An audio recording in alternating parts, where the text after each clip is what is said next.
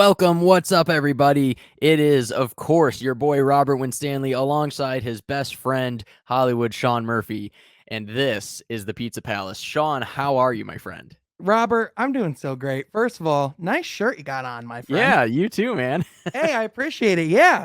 For those that don't know, Mm, we have our first sponsor. This yes, we episode do. of the Pizza Palace is brought to you by Manscaped, which Yes, it I'll is. tell you more about in a little bit, but I will say real quick, this shirt's comfy as heck, dude. It's a pretty nice shirt. I saw Yeah. on their website they're selling this for like $20 or something like that. I mean, it's a little weird to have something on your back that says your balls will thank you. So that's a little bit of a It's a I'd bit of a have to get lawn used. mowing shirt. It's a bit of a maybe a gym shirt or something, you know what I mean? It's Yeah, one of those like this like is a nice leisure around. I mean, hey, I'm proud. Don't get me wrong. me too. Yeah, I mean, I'm absolutely proud to wear this, but I mean, at the same Absolutely. time, yeah, absolutely. Yeah, it But is yeah, certainly one of man, those it's things, cool as like, I don't heck, know that I'm Yeah, absolutely. Yeah, I definitely don't know, but, Yeah. Who said yeah, capitalism's super dead, Robert? that's right. And Use code it's halfcore to checkout. yes, we are gonna have that displayed a few times throughout here, and, yeah, we will tell you later, more about the products and stuff like that, which are amazing, spoiler alert. But yes, super, super unbelievably happy. I reached out to Manscaped to try to get the ball rolling on this, and, The it took balls rolling, if you know what I mean. And it took a little while, but we're finally here and it's awesome. And Sean and I are super stoked about it. So we're going to tell you about that more later. But yes, from this point forward, we are Mhm. brought to you by Manscaped, and we're going to need your help. And we'll address that even more. But we're going to need your guys' help Yeah, because they, need a little participation from y'all. So yeah, yeah, please, if you love us and support yeah. We'll us, talk. Yeah, and absolutely, we just want to thank y'all for us being in this position in the first place. But with yes, that, dude, we got unbelievable that this is even a thing. Like, I cannot even believe it. heck yeah, man. Hey, you know what? Just the fact that, like just the fact that their products are as nice as they are in They're general is really just, yeah, nice. it's really cool as heck. But enough about that. You need to get on your soundboard, you need to get the thing that like H3 has, that like generic clapping sound. Oh So yeah, you need to get just like yeah, the yeah, clapping. 100%. I The need to load it clapping up with some B-roll would sound be effects in awesome. general, dude. We gotta You have do, because some. there's a few of them that I'm just like, man, we need certain ones for We certain gotta times. add some stuff in the rotation. You know what That'd I be mean? sick. Uh Hell huh. yeah. But yeah, Sean, the NBA finals are upon us, which we've been Yes. talking about. And in the last episode, you aptly titled it that it was the championship for the Celtics to lose. And lo and behold, the tides turned almost immediately after. So I'm I going to was go ahead right. and It was the title for them to lose, and so far they have gone to try to lose it. I will say, I think that you and I might be a curse for whatever team we say is going to win the championship. Yeah, 100%. Yeah, no, there's no way to stretch it. Which one of us is a curse? The answer is both. But I Yeah, mean, in that's all right. listen, man. First of all, Steph Curry's a problem. Yes. Andrew Wiggins is a problem. The Golden State Warriors, all the credit in the world for their play over the last couple games. First of all, I think Boston needs to change whatever they're doing on the offensive end and ASAP because whatever it is they're doing isn't working. And Agreed. their role players need to get involved. Guys like Derek White and Grant Williams need to hit shots. Jason Tatum needs to be more consistently aggressive and looking to get his own shot. Marcus Smart needs to know when to not shoot, specifically in the fourth quarter and down the stretch.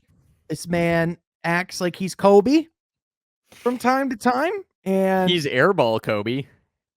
yeah, man, there's just times where like I swear, Marcus Smart, 46 minutes of the game will do everything he can to get you a win. And then for the last 2 minutes, will do whatever it takes to just screw it up in any way possible. It's kind of remarkable in a way. So Agreed.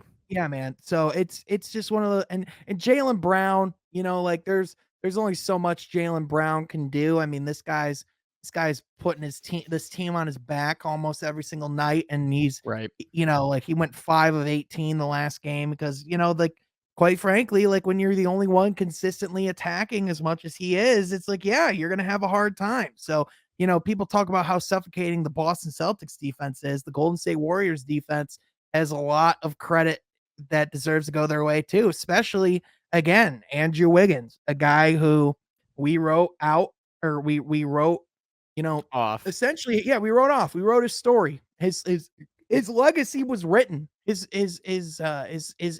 hierarchy in basketball was told. But the truth is, you truly don't know what can happen if you put someone in a better environment, in a better place, because he was in the Minnesota Timberwolves franchise, which, say you will about Minnesota, where they're at now, the direction that they're going in, they were an absolute cluster the entire time he was there.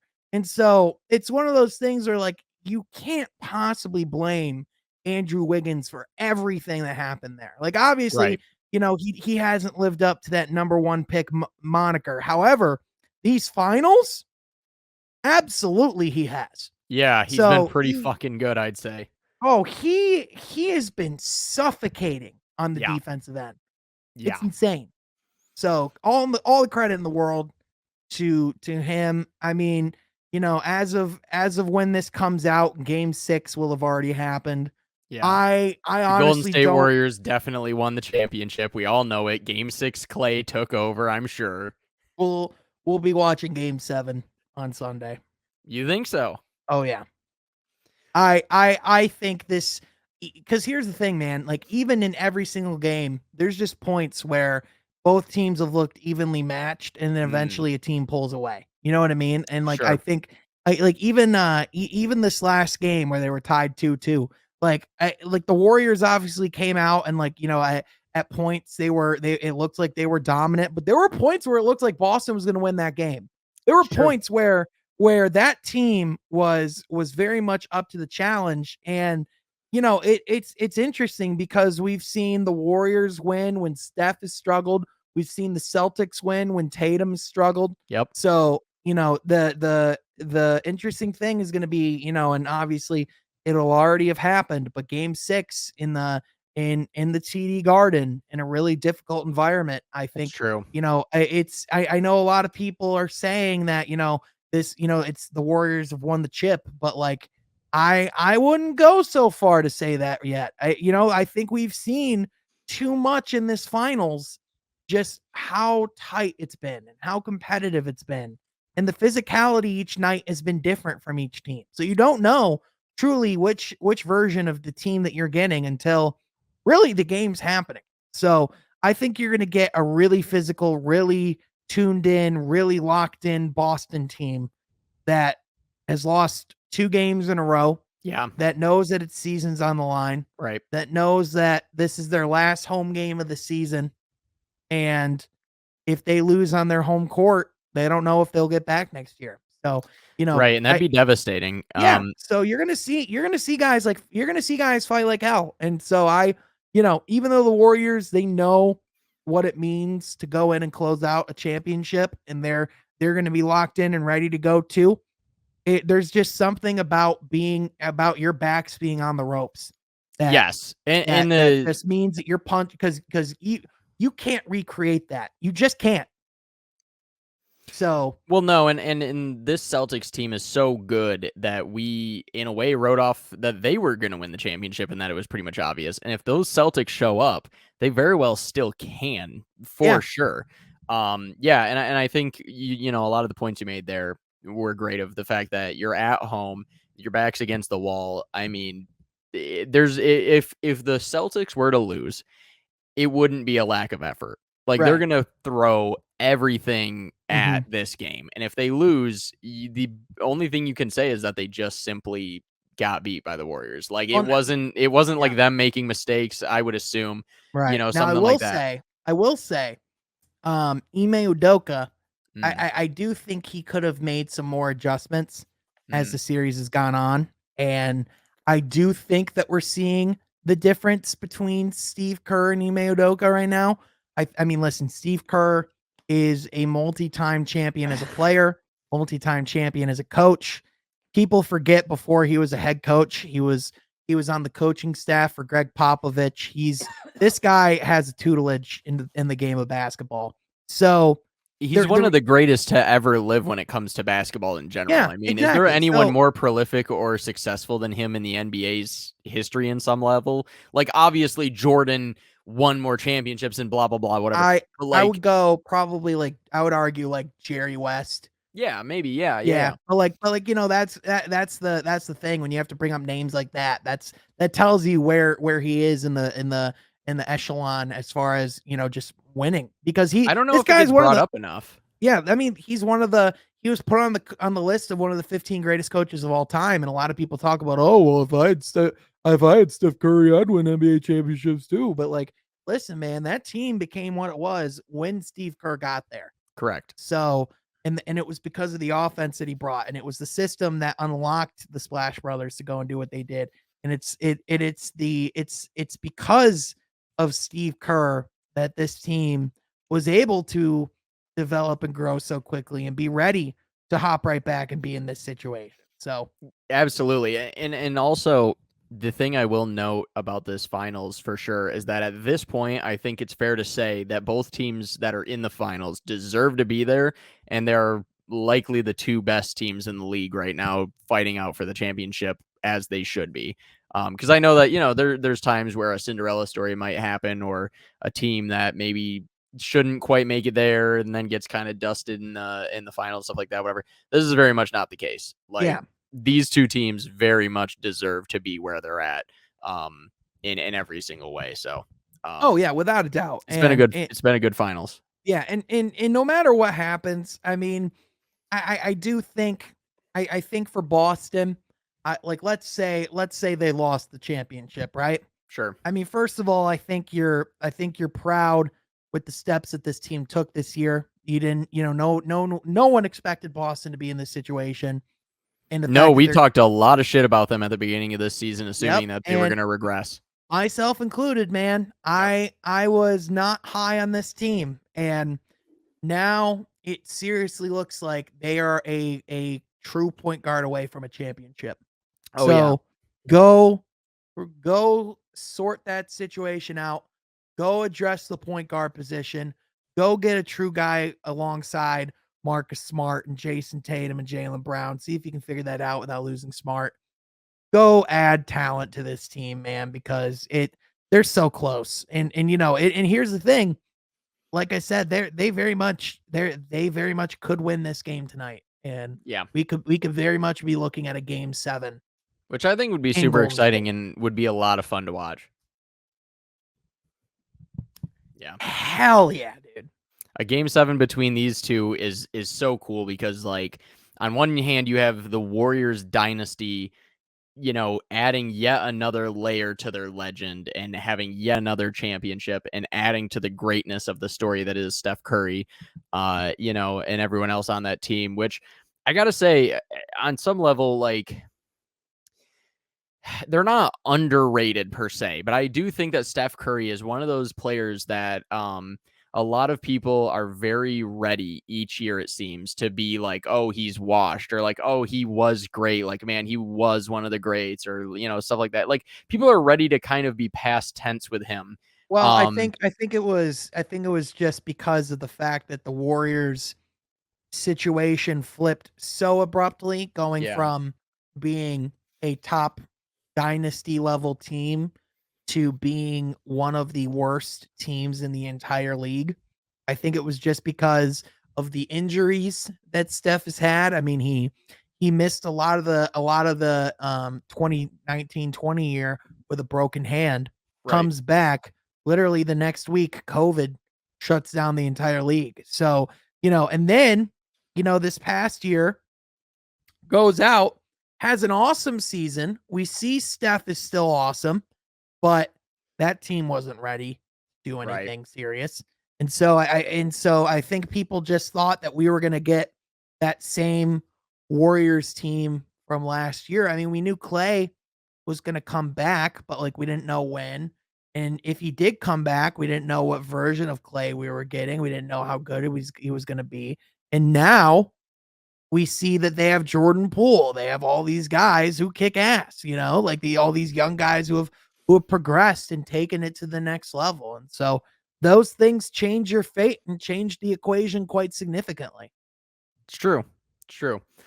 Um, yeah, I just feel like it's super well said, but I just feel like this is one of those teams that, a lot of people kind of wanted to be able to talk about as a flash in the pan.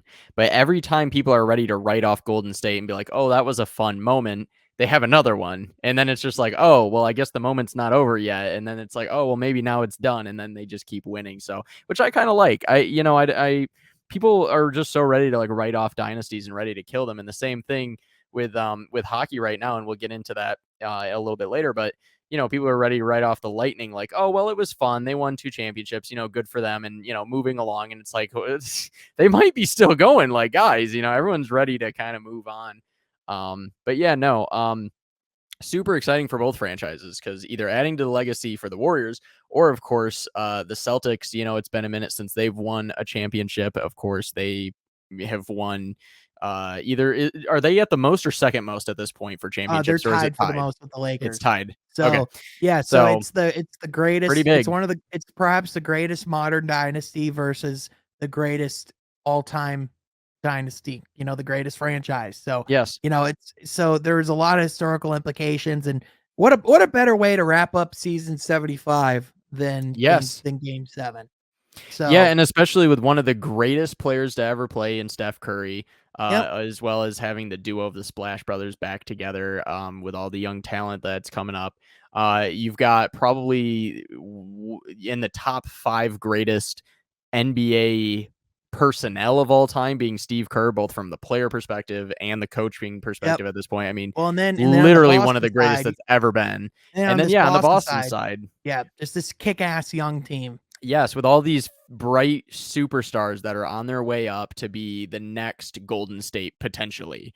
And to continue to write their names. I mean, Jason Tatum trying to put his name into the rafters and to be the next great Celtic or whatever and stuff like that. So it's a really, really cool moment historically for the league and perfect for the 75th season. Yeah, absolutely, man. So it's and as sad as I am that the season's about to be done and that we're moving away from NBA as far as games for a while.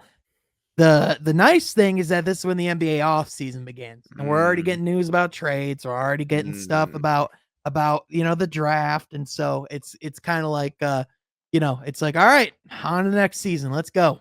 So Well, and I mean, the off season's only like what, a week long. So well, no, come on now. It's like, yeah, exactly. It's like, yeah, we'll be back. Well, yeah, NBA season starts next week. So it's just hilarious to me a little bit. Like, obviously, I'm joking, but like the NBA season and the NHL season, like it feels like they never stop. It's yep, just like, oh, the championship is won, and then they get to celebrate for what feels like a week, and then all of a sudden we're already talking about summer league, and then all of a sudden it's preseason, and then bam, we're already back into games, and it's like, at least for me personally, and maybe it's because I'm a bigger baseball, football, you know, fan, stuff like that, whatever. yeah, For me, I never feel like I get a chance to miss basketball, and sometimes I feel that way with hockey. As much as hockey is like one of my favorite sports ever, like it's like Jesus, like they literally just handed the Stanley Cup out, and then it feels like I turn around and there's already hockey again, and I'm like, yeah. what the hell? Well, imagine being one of these executives on the Boston Celtics or the Golden State Warriors, and you have to be focusing on a draft coming Yes, up next week. And exactly. Like you have it's to actively be focusing on a draft all throughout a playoff run. And now you are in the finals. You have a your franchise is literally your franchises are both games away from your fate for the entire season being ultimately decided. right.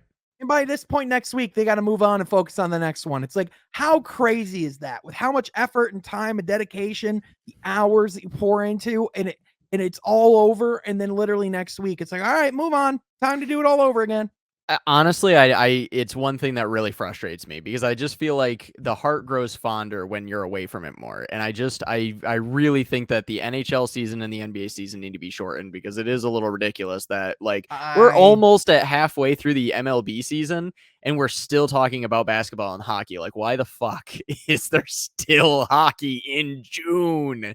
Like, what are we doing? It's stupid. Like, Well, hey, I vehemently disagree. The more ugh, basketball, the better. Give me I give just me I give me can't. 365 games of basketball a year. Give me I can't. literally every day of the week. Give me double headers. I don't freaking care. Ugh, I can't do it, man. For any sport, like even baseball, like Jesus, there's so many games. Like it's just 162. yeah, it's and obviously all of these leagues are making so much money that they're not going to shorten the seasons, but Right. like Well, like in the NBA, they're talking it's about shortening the season. Here's my thing with shortening the please. season because if you wanna short the season, are you gonna short your salary too? Are you gonna scale your salary in accordance to what Mm, revenue you're gonna lose? Because that's the thing. If you wanna keep your contracts the same, but also cut the revenue of the league simultaneously, how does that work? That's the thing. And the other thing was we've seen part of greatness of these players as well is longevity, is the ability to last through the season and to get to the point where you can compete in the end. And obviously you don't want to get to a point where you have to put asterisks on things, but like there's never going to be a point where we're not going to have an injury, where there's not going to be a what if about a season. That's just never going to right. happen. Part of winning a championship is you have to get a little lucky. You just do. Well, for sure, but I feel like, at least in my opinion, maybe I'm wrong, but I feel like to me, some of the luck gets taken out when the season is shorter because it's like you have less opportunities to get hurt. Because it's like if the season drags on for 6 months, it's like, oh my lord, like there's so much time to get hurt into whatever. To where a guy, if he was able to win a championship and not have to have played 2 or 3 of the months, then maybe he would have been okay. But there's checks and balances with everything, but I just, Mhm. for me personally, anyways, and we'll talk about the Stanley Cup after our ad, but I feel like my thing is like with how hot it is, first of all, right now where we live, Yeah. for Christ, why am I watching guys skate around on ice when it is 90 something degrees outside? Like it's stupid. Like, why is it going from October to June? And we're literally, by the way, only done with game one. So the entire Stanley Cup final still has to, like, we literally just You're acting started. like this is a bad thing. We get It's more. Like no, that's I not a don't. bad thing. I don't need it. It's too fucking much because it's insane. Like because I don't get again, I feel like I don't have a chance to miss it. Like it just lasts way too long. And the thing is if you're a fan of one sport, it's not a big deal because once your sport's gone, then it's like what do I do? But when you're a fan of every sport, that's where I get frustrated because I'm like, dude, I've moved So on. all I'm on to sports the are too Yankees. long. All sports need to shorten their seasons. All of them except football, which I would argue football is starting to creep a little bit. Like when they added another game, I was like, what are we doing? Like enough. Like 16 was fine. We didn't really need 17. Let's keep it there. That's enough. You know. I just it's too much because I just to me again, it's like if the Red Wings were in the playoffs right now, I'm like, dude, I'm 3 months into watching the Yankees and like already excited about getting to the World Series. And it's like could we not have already wrapped this shit up so I could have celebrated the Stanley But Cup in like, okay, but March? like, all right, but let's say you shorten your schedule though. Let's Mhm, say the NBA cuts their games down from 82 in a season to mhm. 50 in a season. Yes. How do you break it down? How do you make it even so that because that's the thing when you play more games in a season, you have the opportunity to play more of an even and fair schedule because in the game of football when you have less games, a lot of your season success can largely be based on your ease of schedule, your strength of schedule. Whereas in the NBA, obviously strength of schedule is still a thing. That's always going to be the case. However, it's the same structure that you're playing teams within your conference 4 times a year, teams outside of your conference twice a year. And So that's the thing where like at the very least with that, it's like, well, like because I can't say, well, if the Pistons had an easier schedule this year, we would have had a better chance to get a better seed in the playoffs. Like it's like that. It's not how so yeah. No, you're totally right. That leads to the secondary problem, which is that there's too many teams in every league.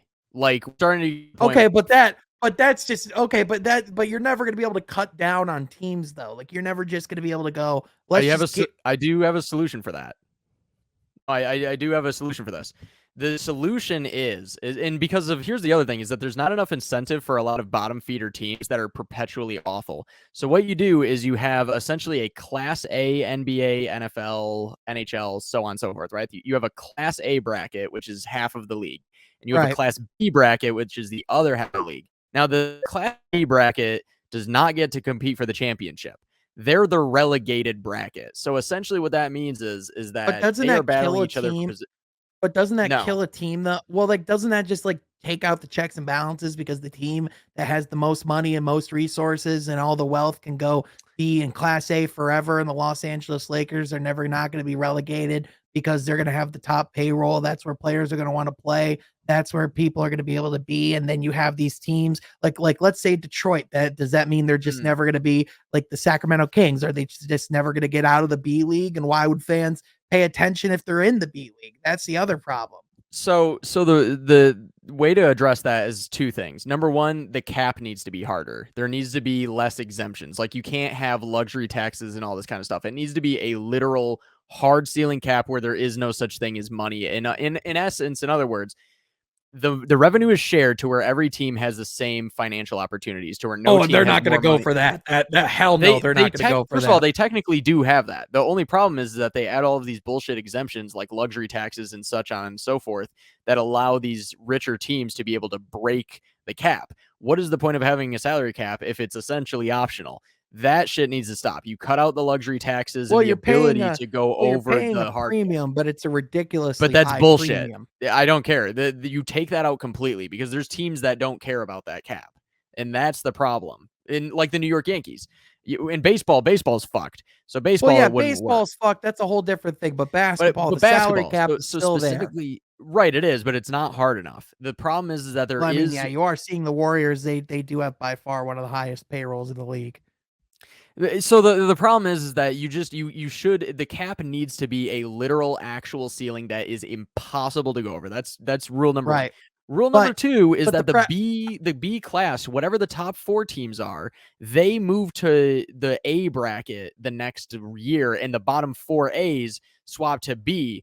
And But you so know, the thing is no that there's owner, constant. no owner of a small market team is going to sign up and agree for that. No owner of a large market team is going to sign up and agree for that because In the teams that are at the top aren't going to want to aren't going to want to lose their power, and sure. the teams at the bottom aren't going to want to put themselves in a situation where they're never going to be able to rise up to be in the top with a lot of those teams. Because you look at teams like Sacramento, like they're looking just to get to the freaking playoffs this year, man. They're looking to hang on for their dear lives. There's franchises like the Hornets, Yes. the Hawks, the Timberwolves. Like there's just all these teams that you have that just that you know like that right now, like obviously the system that we have right now isn't perfect, and there's never going to be a perfect system, but in this system at the very least they have the situation to at least get the best talent in the draft and then try and build their way up.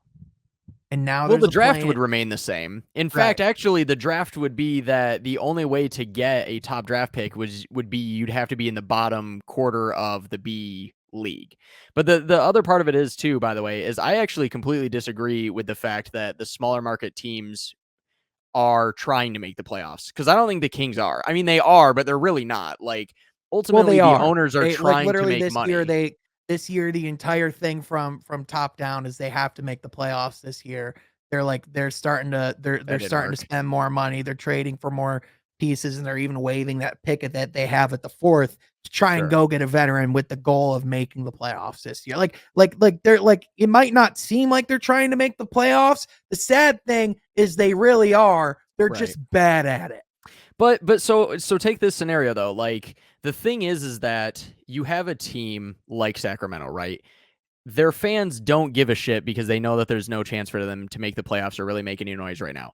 Right. However, if they're in a B tier bracket to where it's like, hey, if we can move ourselves to be the top of these guys, that means we can actually like really have a chance next year. So every game becomes important in that B bracket because you're actually cheering for something, because you're actually trying to get yourself into something. Because like if you're just fighting for nothing, if you're just fighting for like a bottom tier thing that doesn't matter, it ultimately doesn't matter. Okay, but this system's never gonna happen.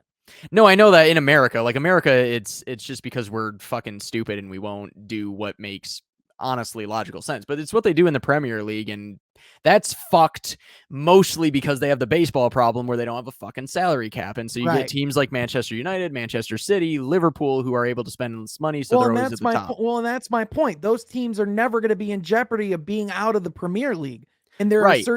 certain teams like the one that won like the title a couple years ago that never even made it to the playoff. Like that's just the way it is. So you're Leicester just gonna City. like no matter what, you're just like in a perfect world, Mm. it could work.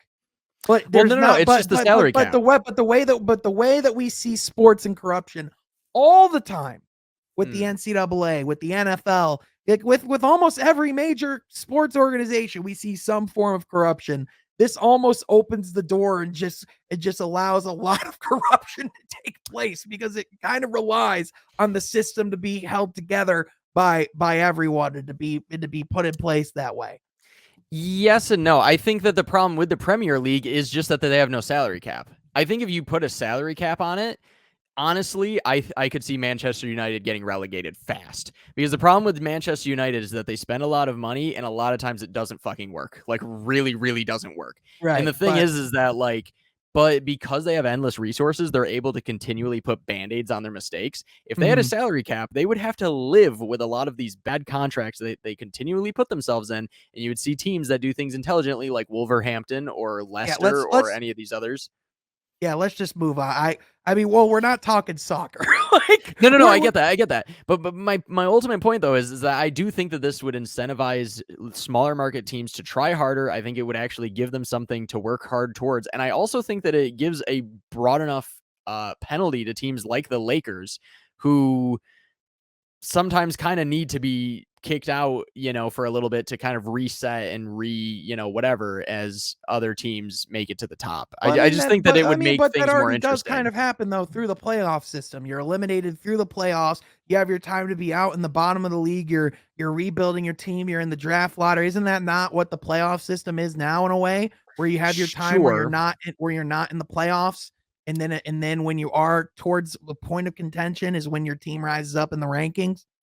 Sure. I think, but it's a I twofold just issue because don't it's think the team being relegated to a B class thing. mm, I think we're just going. I think there's other stuff we got to get to. It for might sure. be a good time just to do an ad read and then we just get to the rest of the show. Okay. Yeah, for sure. All right, guys. Quick ad break here. It is our first ever one from the lovely Manscaped. We are officially partnered. We could not be more excited to have them on board.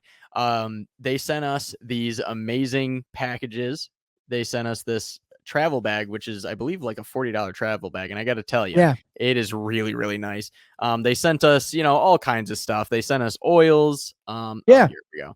Yeah, they sent us but that, and they sent us mhm. trimmers. They're amazing. Yeah, absolutely. But Manscaped is just when you talk about the best post players, the best people in the paint and the protected area, what better people than Manscaped with the weed whacker for your nose and for your ears, with the lawnmower 4.0 for that protective area downstairs, as well as all sorts of hygiene products. We even have boxers, they even have underwear, a lot of amazing things. Their You can underwear go is incredible. you can go to manscaped.com and use code halfcourt for 20% off your order today. It will get you free shipping as well. Again, that is code halfcourt.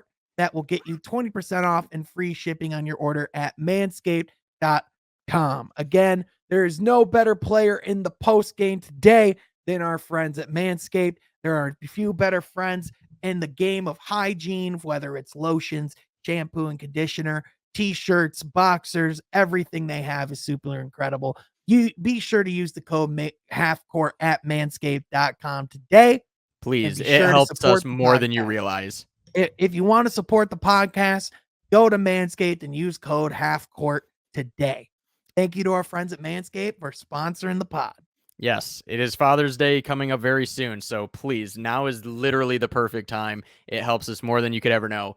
Half court, 20% off, free shipping. Please go do it today. All right, we are back, everybody. Thank you for that. Please support us. It really does help.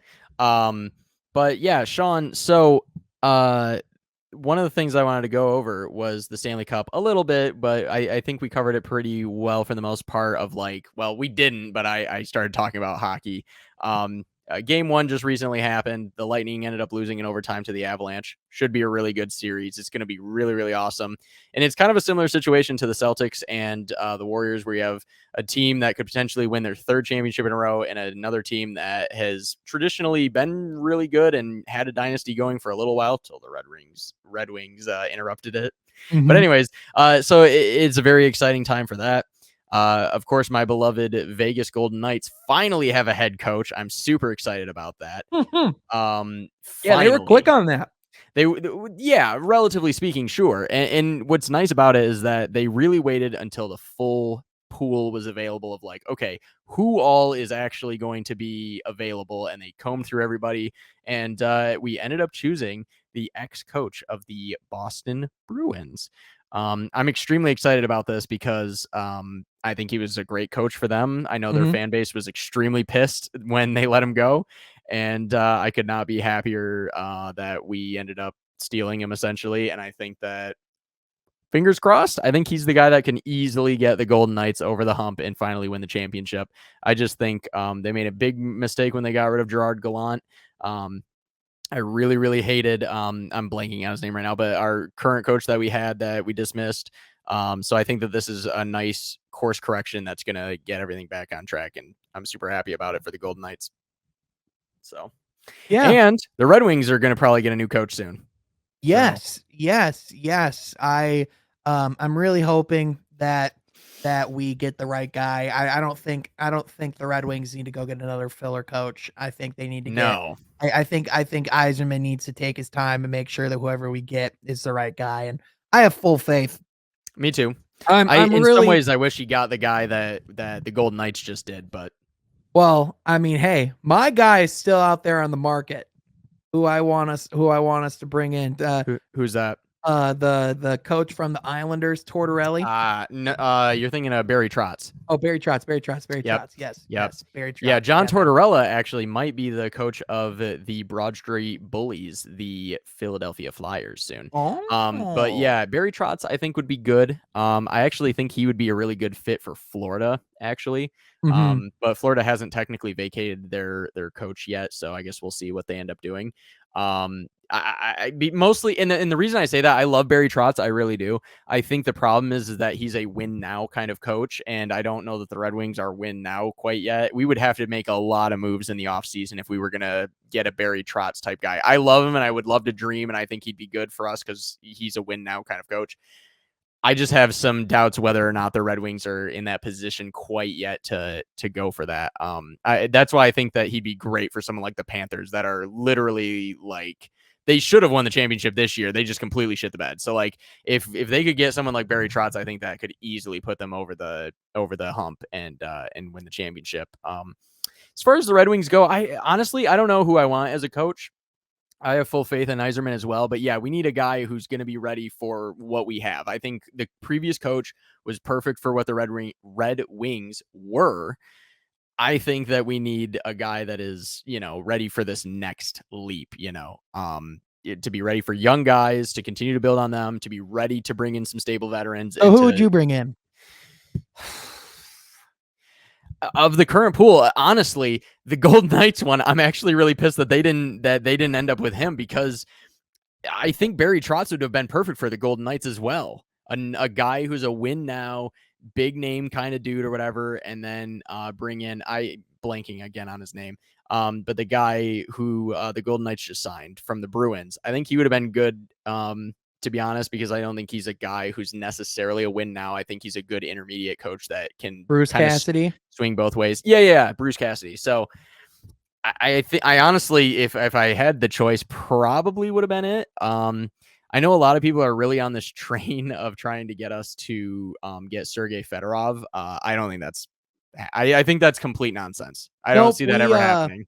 Yeah, we actually were with our guy Darren McCarty last week. Shout out to our boy DMAC, and I asked him about it. I said, "Yeah, man, Sergei Fedorov. He's on the top of the Vegas odds to be the coach of the Red Wings." He was like, "I don't see it," and that's exactly where I just, I get the idea behind it. Listen, like, anytime, I get it's like, oh, former Red Wing, but like, You got to bring in the guy that's best for the job. Steve Yzerman, Yes, just because he has that pass with the Red Wings, that just so happens to be there. But we brought in Stevie Y because he was the right guy to take over the Detroit Red Wings from a hockey perspective. He was the guy that could help us win Stanley Cups going forward. And he for needs to sure. look at the coaching job that exact same way himself. We need to bring in whoever it is, whether they have ties with the Red Wings, even if it was Claude Lemieux himself. I don't care. Like, whoever's going to help us win cups. Obviously I'm just being Yeah, no, I'm I just get being it. an I get it. idiot. I But get it. but in all seriousness, it just needs to be whoever can come in and help the Red Wings win games, and that's what needs to be the focus. 100%. Yeah, no, I have full faith. I definitely, and I'm not saying that Fedorov would be a bad coach Right. necessarily. I just don't know that he's necessarily the guy, for this team. But maybe he is. Maybe I'm wrong. Maybe Stevie Y knows better, and maybe he actually will end up being the coach. I don't personally see it, but I guess time will tell. But Yeah. Robert, yeah, plenty of guy. of the four teams in Detroit right now, I'm Mm, curious what your thoughts are. yes, Because right now, I mean, I would say the Tigers, there was expectations for them to boy, be was better this there. year, and they've been the '03 Tigers 2.0. Yes, they Um, have. the Red Wings, they started out great this past year, Hmm. ended the season on a little bit of kind of a Bit of a softer lower note. note. Hmm. Yeah. The Pistons started last year slow, but ended the season pretty strong. Yeah, And then the Lions, kind of the same thing, started out really rough, now kind of ended a little better, and then sure. went through a draft. Of the four teams in Detroit right now, Mm. which one do you think fans should feel the most confident of? Red Wings. Really? Easily, and Easily? it's not close. Yeah, Not close? no, it's not, With because Troy Weaver in Detroit with Sadiq Bey and Kay Cunningham? it's These not close. two boys behind me? It's Listen, not even an argument? There's not even a conversation? no. And I'm sorry, there really isn't. There really, really is not, and it's a number of reasons. Number one, from what I've seen of the Red Wings rookies, specifically Moritz Seider on defense, as well as guys like Dylan Larkin, whatever. Everyone knows our rookies, right? I just look at what we already have and how far we are from being a contending team. I don't think it's that far. I really don't. I think, especially if you give Lucas Raymond another year under his belt, Moritz Seider under his belt, as well as if we can bring in some actual defenders to help him out, so he doesn't have to literally like kill himself to try to be the only defense on the Right. ice. That would be really nice. No, I think, and How would you especially rank it? Where would you rank them? Like 1 through 4. So if you put the Red Wings at 1, yes, do you think Pistons at 2? yes, I would I go yes, honestly, here's where I'd go and right then now. probably Lions, and then probably Tigers. Yeah, exactly. I'd put Tigers at 4th because Yeah. even though we really came into the year, I think a lot of fans had this team towards the top of the list because Hmm. I think a lot of fans are really expecting this team to turn some form of corner this year. But listen, man, until This team is Alavila, bad. until Alavila is removed from the front office, the Detroit Tigers do not have a future. That's just the truth. I'm going to be really fast here to kind of break it down or whatever. But yes, I think the Red Wings have all of the rookies that we need, as well as I think that we can quickly get enough veteran players to make us a playoff contender, and a coach can turn us around quick. The Mhm. Pistons, I think we have everything going really, really well. I think whatever rookie we bring in, and if we can also get in some veteran presence, we're not too far behind the Red Have you Wings. made a decision of who you want them to take? By the way, have you heard of the names that are available? Do you know who you want them to take? A little bit.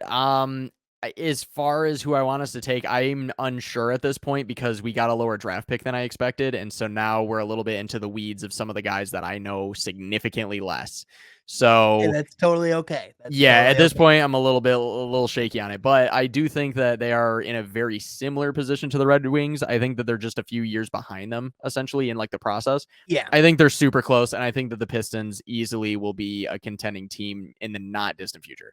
yeah. I think the Lions are one of these weird teams where it's like, I think the Tigers probably should be technically above them, technically speaking, because it's like, what the hell have the Lions shown us literally ever? Well, I But will say the past couple of years with Brad Holmes and the decisions that he's made, and Yes. in the drafting that we've done. Yeah. I mean, even like let's even just look at one room in the Lions entire facility, right?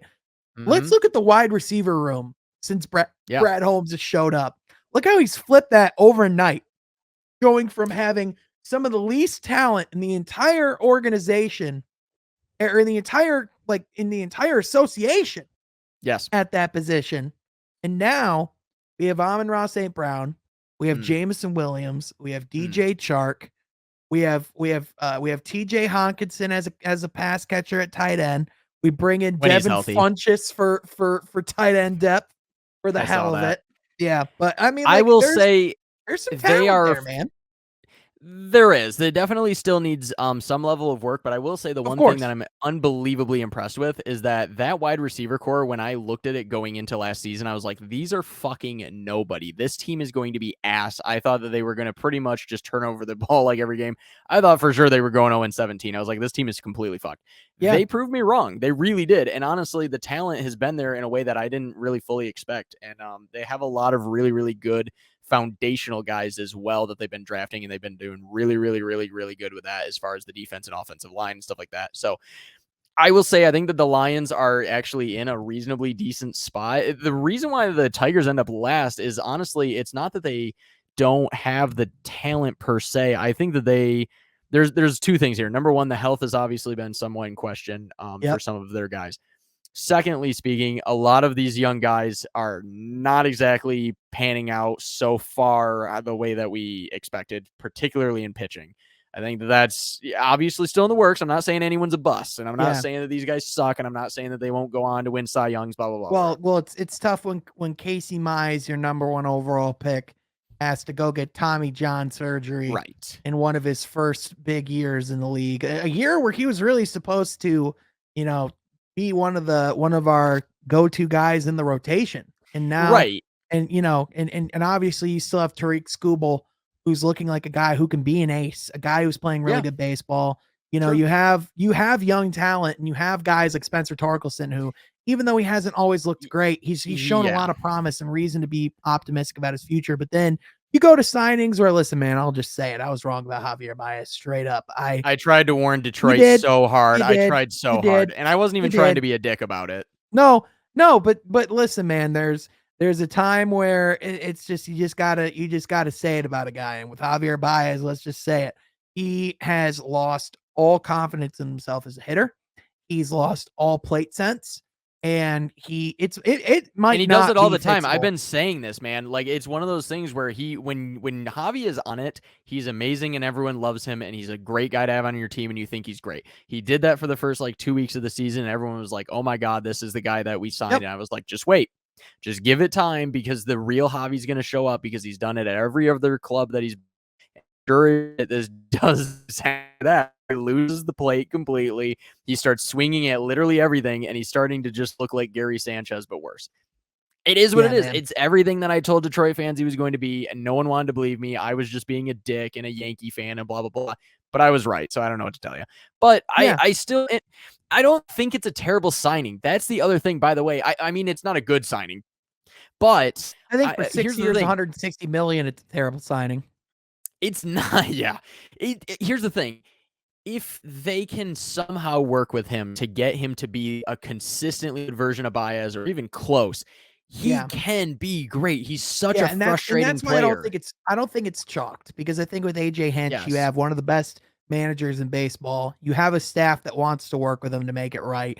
There are Yes. intangibles, and he does have a lot of talent. And we've seen at his peak, he can be one of the best players in baseball. He just has to he has to get better command as a hitter. Like that's just a thing where you got to put in the work and you got to put in the mental reps, because it's clearly a mental issue. Because Yes. when you're getting clowned to the scale that you are, where guys won't even pitch in the strike zone, they'll just keep throwing sliders out and away. It's like, do you know how He swings at every single disrespectful that one. is? Because there's literally Oh, trust me. there's no incentive to pitch to Javier Baez. There's none. There's just no As a incentive to Yankees pitch to him. fan, I have seen it 4 years with Gary Sanchez because Gary Sanchez did the same fucking thing where it was like, here comes this guy where if he hits it just right, it's going to the moon. But 99% of the time, it's down away, and he's going to swing at it when it's in the dirt. Yeah. And it's frustrating. It's so frustrating because you know it's going to happen, and you know he's an automatic strikeout, and you're just watching, and you're just like, swing 1, swing 2, swing 3, and you're like, Gary, what are we doing? And it's the same thing with Javier Baez. And yeah, man, the whole team in general needs a boost. I think I honestly at this point don't entirely know what to do about the Tigers. I think in some ways it's growing pains. And you mentioned the 03 Tigers. If history serves itself right, these growing pains will go away, and within a couple of years, hopefully they can go and be more like those later Yep. 2000s Tigers And, teams. and an interesting note about those Tigers, AJ Mm, Hinch played on those Tigers at one point. So, well, there you go. and now he was on those '03 Tigers, and now he's a part of this team too. So I'm sure he's not proud of that, but hey, here we are. No, but I think Uh-huh. that experience gives you something intangible to where he's going to know like what it is in that locker room that helped turn things around, or what was the issue or this or that. So I don't think that they're completely fucked, and I think I do I do somewhat think believe we're in at them rock more than the bottom. Lions. Oh yeah, easily.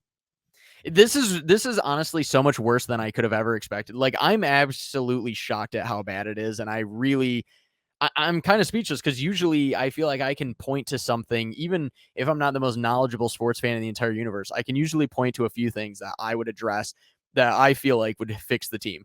At this point, I'm kind of at a loss. I'm like, we had one of the best farm systems in baseball. We brought most of them up, and they're just not quite what we were hoping for. They're all kind of starting out in a rut, which is not awesome. The Not lack confidence of is, talent, just gotta get hits. You just gotta hit the damn ball. Like, it's like at a yeah, certain point, it's like, how many different guys can we put out there that have all been great prospects or solid farm pieces?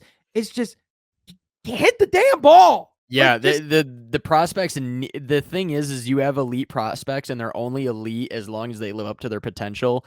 And I just think it's one of those things that kind of sucks where I think it's a confidence thing. I think it's a little bit in their heads, and I think it's just a little bit, everyone kind of experiencing things all in the same, kind of breath or whatever. But yeah, I'm hopeful that maybe they can make some adjustments, whether, it's bringing in some new coaches, not obviously replacing AJ Hinch. Let's not do that.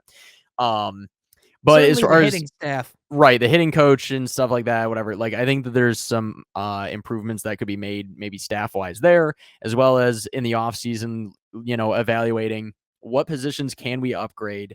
With money maybe being more available and stuff like that soon here.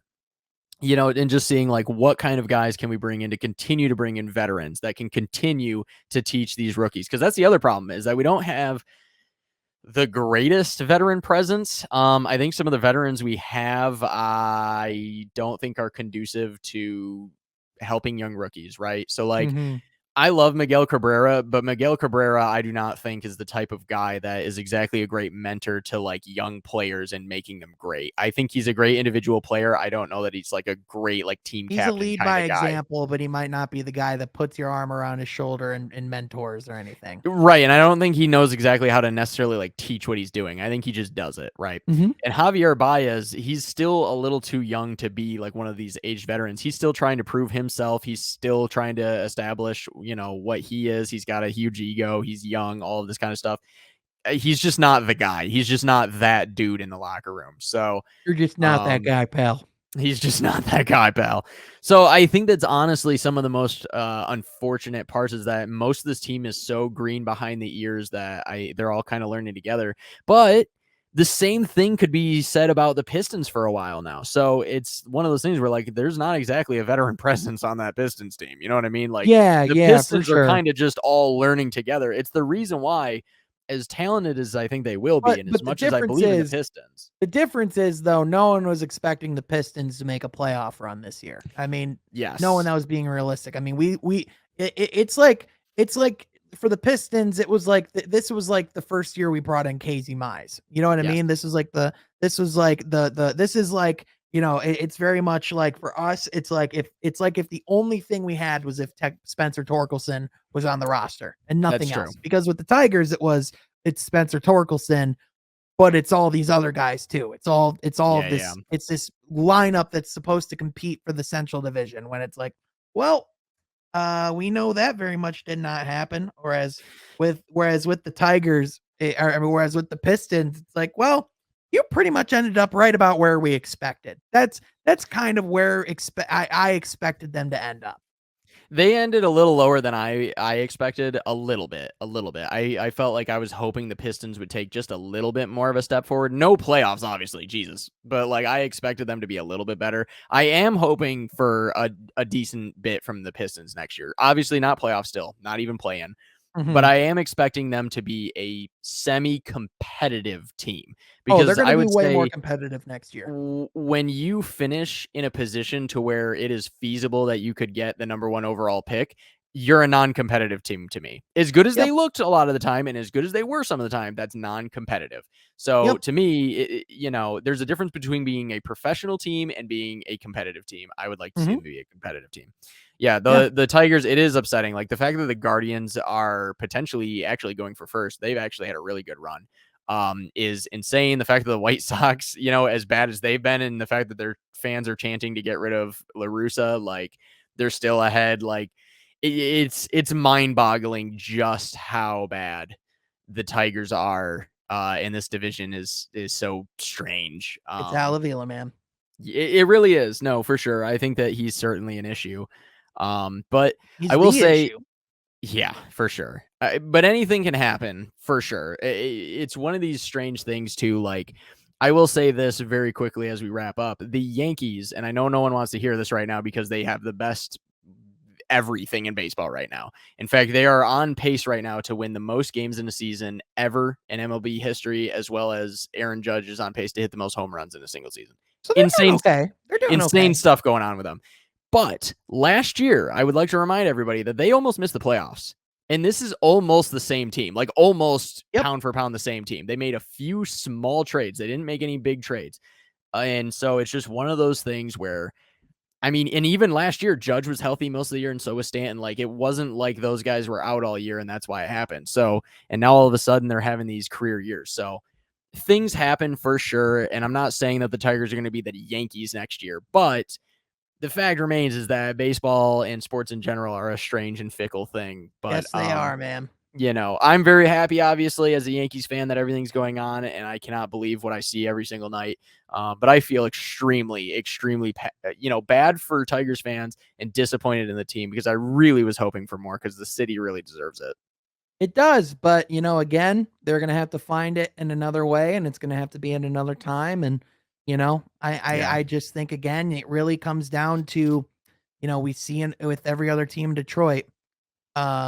It's just one of those things where, really anything can happen. yeah, Also, apparently, the Pistons are trying to trade with the Kings for the number 4 pick in the NBA draft. So, among the Pacers, the Knicks, and the Wizards. So, Hmm. um, that's a little bit of a cliffhanger to talk about Yes. because by this time next week, the NBA Mm. draft will have already happened. Yes, very excited. Hopefully, some really cool things happen for the Pistons because honestly, the world is a better place when the Pistons are a successful basketball team. Let's be real. So hopefully that next week we are glowing with happiness at the new shiny toys that we have on our Detroit Pistons. Most certainly, dude. And Yeah. dude, it's gonna be a great time nonetheless. And I'm excited to break it down together here on the Pizza Palace. Absolutely. Along with our sponsor, Manscaped. Again, please, guys, for real, absolutely Use go to code their half court. website. It's right Use down the below. code. It's down below. Use the code, please, for the love of God. So their stuff is amazing. I It promise is. you. I am not making that up. It is actually awesome. So, It is. anyways, we love you guys. Sean, it's been excellent talking to you, and Always a I can't pleasure. wait to see you next week. Hell yeah, brother. See you, dude. Oh.